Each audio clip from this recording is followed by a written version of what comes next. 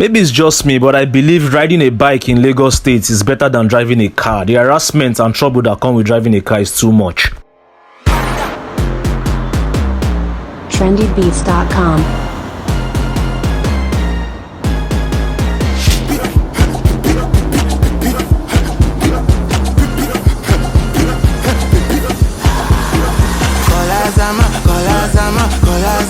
Kolazama, I deva money, I say na Shazam, it in my body, para.